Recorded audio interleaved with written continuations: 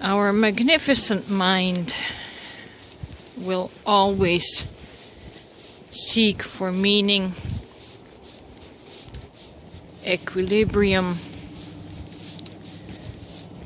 self-regulation, adaptation. And whether we call it addictions, coping mechanisms, spirituality, it's coping mechanisms. Seeking ways of adaptation to difficulty.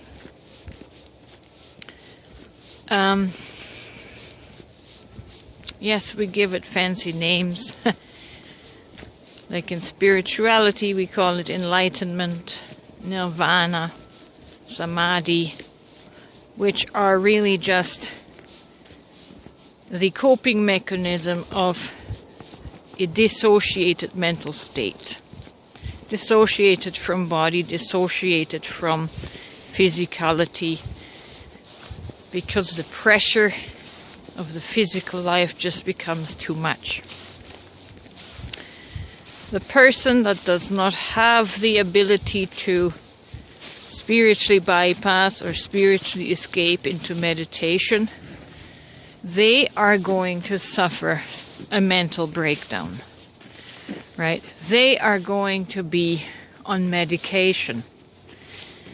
But in all instances, and I'm not saying one is better than the other, what I'm trying to say is in all instances, it's the mind trying to find balance, trying to cope with all the pressures and situations that it gets thrown at it, right? So, whether it is the alcoholic that's trying to cope with the pressures, the mental pressures, or the yogi on his yoga mat in his meditation, they are both pursuing the same goal, and that is to escape, to bypass, avoid feeling the pressure and strain of the physical life. That's all it is. That's really all it is. And I still have to kind of figure out the purpose of all of this, right? And our mind is constantly trying to find an explanation, find meaning for the things that happen. It's trying to reason it out. It has to compute. If it cannot complete the computation, it's going to crack. See? On one hand, our mind is very inventive, and on the other hand, it's very fragile. But yeah, our whole being here is to experience mind and how to cope with this density. Again, that doesn't mean that spirituality is better. It's a cleaner addiction than drugs or alcohol would be, but it's still a matter of managing the pain. And in spirituality, we manage the pain by simply bypassing the pain body, by telling ourselves, I'm not my mind and I'm not my body. So you put yourself in a conscious dissociative state. You cut yourself off from the feeling parts of your body. It doesn't mean you're in a state of wholeness. It doesn't mean you're in a state of completeness. You just opted to escape into a higher dimension. You left the three-dimensional earth dimension, the earth body, the consciousness of the earth body. You simply bypassed that and you left it. But again, my point is spirituality more elevated? Is spirituality more enlightened? Or is it just a more sophisticated means of escape, right?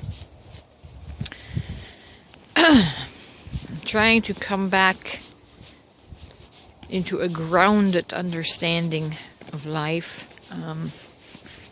A lot of the mantras that we learn in non-duality spirituality is that basically you need to put yourself into the mental state that talk yourself into that everything is just an illusion and it's not real.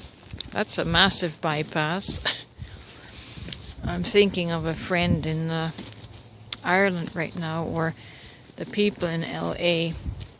That's not a practical spiritual truth that you could apply there.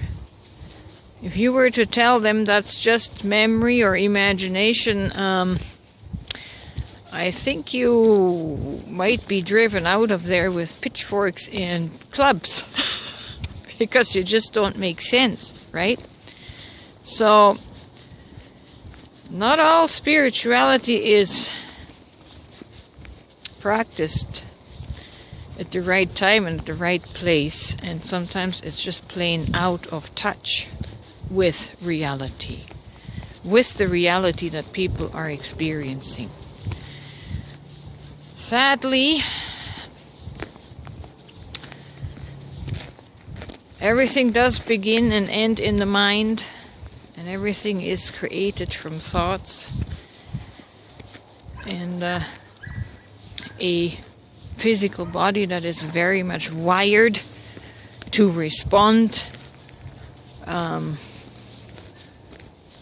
in a volatile manner when real danger presents itself, and you just can't bypass that. You can just suppress it, right? So it's all just mind trickery that gets fancy names.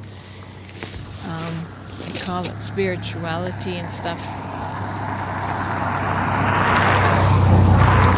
But we just have to realize that we're really only constantly occupied with trying to manipulate the mind, trying to manipulate ourselves